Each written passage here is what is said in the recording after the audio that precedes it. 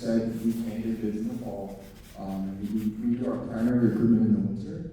However, if you are a transfer student, you are able to get a bid actually in the fall. The no bids in the fall only applies to the freshmen, like the freshmen, incoming freshmen here. This was a Northwestern decision a long time ago before me. But yeah, and so yes, you're able to get a bid in the fall, winter, spring, if you're a transfer student or sophomore. And then while our primary recruitment happens in the winter, we also continue to do recruitment in the spring, and often sometimes if we miss a few people in the winter, we get more people in the spring. And so, but how does it kind of work in terms of like recruitment and whatnot? So essentially, we have recruitment events throughout the winter and the spring, even in the fall now, where people can come to the houses, get to know the brothers, learn about who they are, kind of feel it out, see what they like, and then based on kind of their kind of mindset, they kind of then choose which ones events that they want to attend to more often. And then in terms of like speech specific or leader recruitment, is we kind of see the members' interest, we see who shows up more, we see who shows up often, we see who kind of embodies our values, our kind of spirit within our fraternity, and then we kind of have we sit them down for like a one-on-one interview where we ask them a slew of questions about who they are, kind of getting to know them, and then based off of their answers and based off of their participation, we offer them a bid in the winter spring. In terms of who lives in the house, I'm still a junior and I live in the house. We have a few seniors actually this year that live in the house.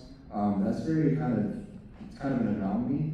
I would say for the most kind of the total group experience, it's mainly sophomores that live in the house, and then a sprinkling of juniors. However, what I was going to mention earlier during we're talking about family, like the family kind of what to know. The Greek, I know for ISC, I can't speak for PHA or all the other houses don't have houses, but ISC, like our houses are actually more financially better to live in because they're actually cheaper than to live on any other place on campus. We can do like a half meal plan where you have a meal plan with the house and a meal plan with the university, or you do a full meal plan. Often that meal plan is a lot more cheaper than the university meal plan. There are some other kind of dues and more expenses, but overall it's a much more cheaper experience to live in a fraternity house. So yeah. How big are the pledge classes typically? I know. Yeah.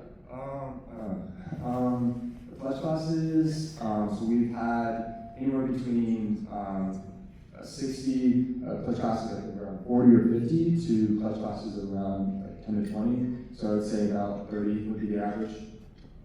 Thank you. I'll add as well too. Typically, we do see a lot of sophomores who choose to live in a chapter facility because it does fulfill that second year living requirement, but we love to see juniors and seniors live in the chapter facility.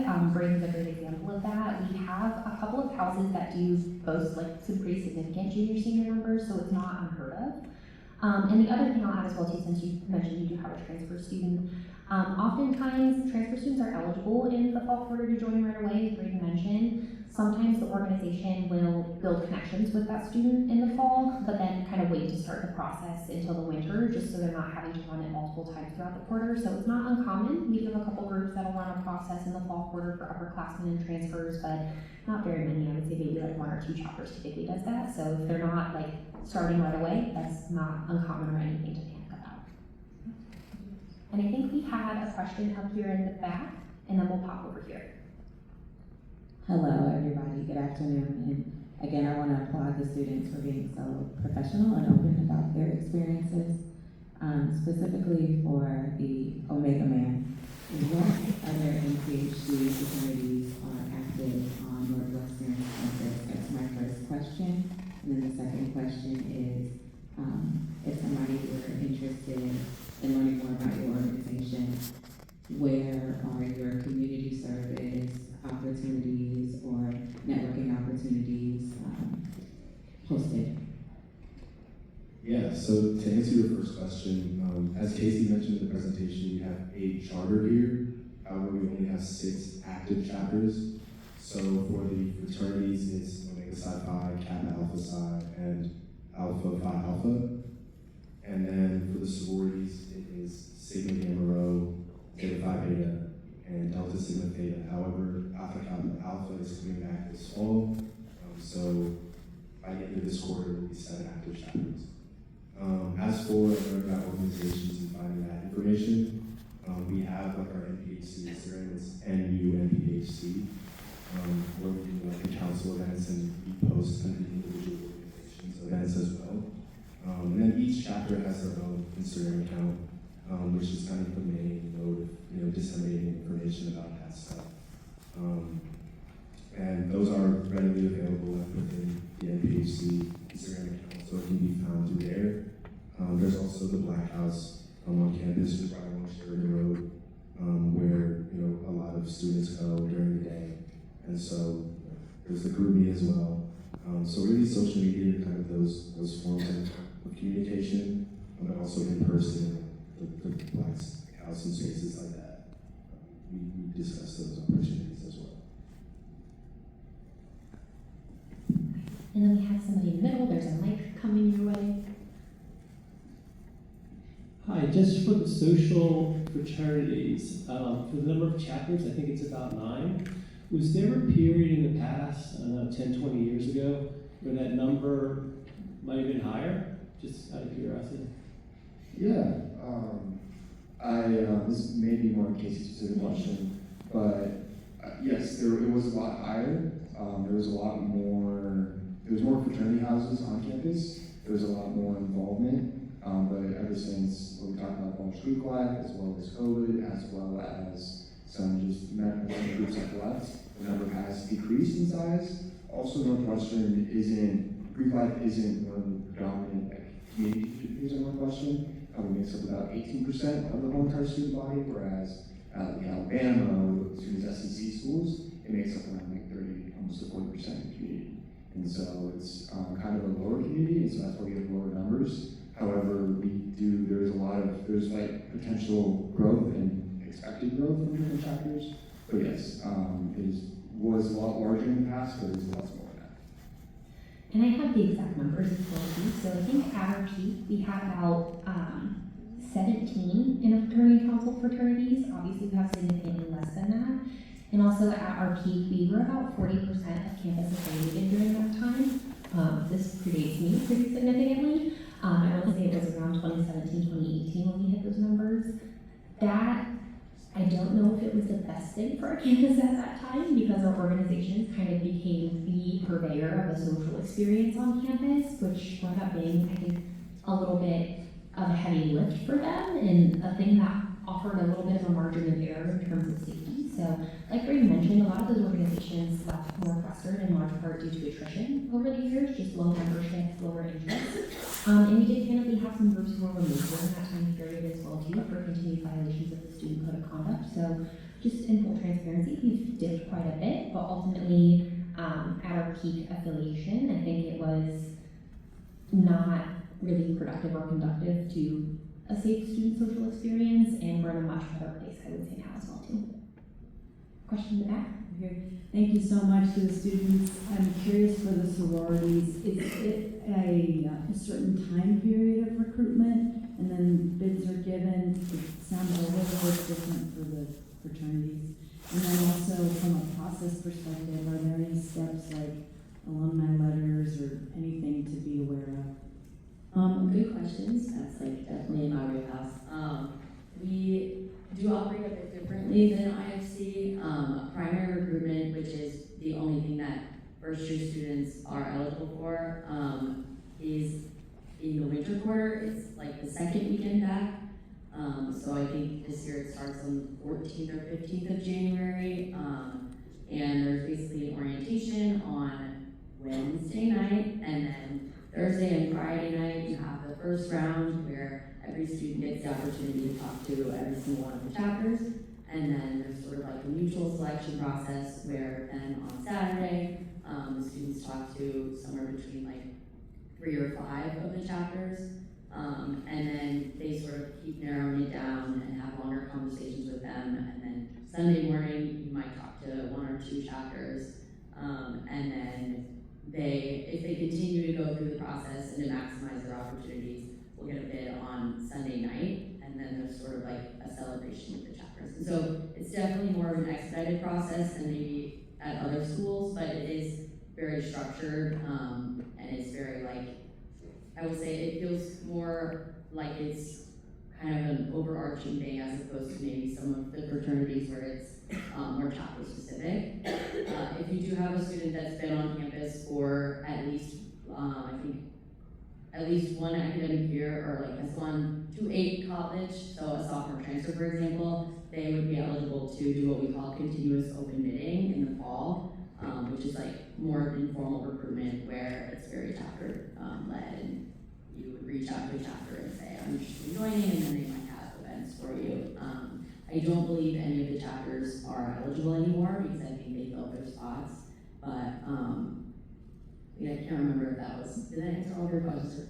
Just any process questions, like sometimes places Ask for alumni Oh, yeah. recommendations or anything like that? We, as like PHA, do not recognize any sort of legacy or anything like that. I know each chapter operates nationally, like a bit differently, and so I think it depends on the specific organization, but I will say it's like, as Panhellenic, we do not take that into consideration. I don't know if you have any thoughts on that. I can add to that a little bit. So this has been mentioned a couple of times throughout, I think, the presentation today, but Northwestern's community is not like Alabama. I think we tend to get a lot of questions about like, what do we need to buy? Like, where do I submit all of the letters? It's a very casual community, and I would say a relatively casual process compared to some of what's kind of blown up collectively across the country over the years. So we fully do not anticipate or expect students to be buying a whole new wardrobe of, incredibly expensive items to like roll through Panhellenic recruitment. Like Ellen mentioned, each individual organization has their own process for legacies and letters of recommendation. I will say that nationally, NPC, which is all of the Panhellenic Association sororities, have kind of moved away from providing preferential treatment to legacies and letters of recommendation. You're welcome to submit them still. It can't hurt. It's really just an opportunity for the organization to get to know the student a little bit better before the process starts by submitting a letter of recommendation, but it doesn't provide kind of the same level of like preferential treatment that it would have, 30 or 40 years ago. But each group's going to differ a little bit, and the best way to submit is through the national organization's website. So for example, I'll pick Kappa Delta because that's what Ella's affiliation is. If you wanted to submit a letter of recommendation to Kappa Delta, you'd be welcome to send it directly to the chapter, or you could go through kappadelta.org's website and submit it there. But yeah, I used to work at Clemson, and I used to get very frantic calls from parents from the state of Texas who were like, where do I put my packet? And we are not that kind of school. We don't need all of those extras. Students kind of enter the process as they are. Yeah, I think we have time for one last question, and then we'll hang out for a couple minutes, and if folks want to come up and chat with us, we're more than welcome to. Yeah. So on that line of having letters of recommendation, things like that, do you know the percentage of first generation students that join a sorority or a fraternity here? Yeah. I don't have that number off the top of my head, but I will say we do have a pretty significant percentage of first generation college students who do join fraternities and sororities. Again, I don't have the exact statistic, but it's a pretty significant amount that we have go through each year. What would be the tip for them? I'm sorry? What would be a tip, or what would you tell them if they are considering? Yeah, absolutely. I think for first generation college students, it would be the same advice I would give a student who, is a legacy student, and that would just be to get out in the community. I think do a little bit of research on the front end just to understand what you're walking into, but I think largely not to be shy about asking questions. I'll let folks jump in here, but I think all of our councils collectively do a really good job of bringing an awareness to students who might not have a familiarity with fraternity and sorority life into the communications and documentation that they're creating to help folks go through the process. Does anybody want to add anything to that in terms of how to provide tips for students who maybe be first generation college students or have a lack of familiarity about fraternities or sororities? I can add a little bit real quick.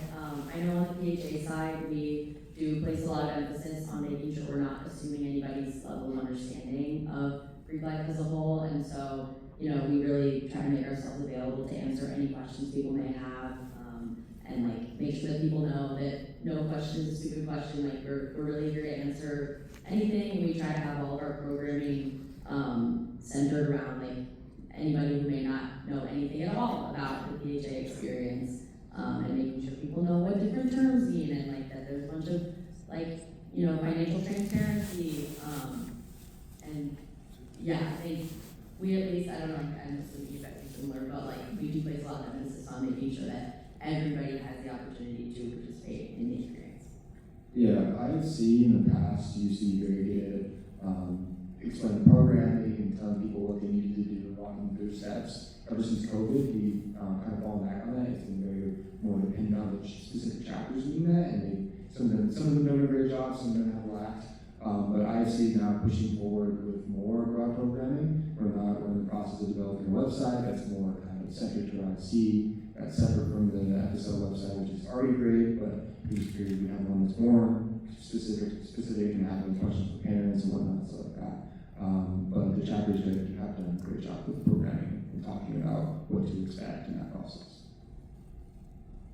And I think I would add as well too, our office is also absolutely here for consultations with first generation students or students who just want to learn more.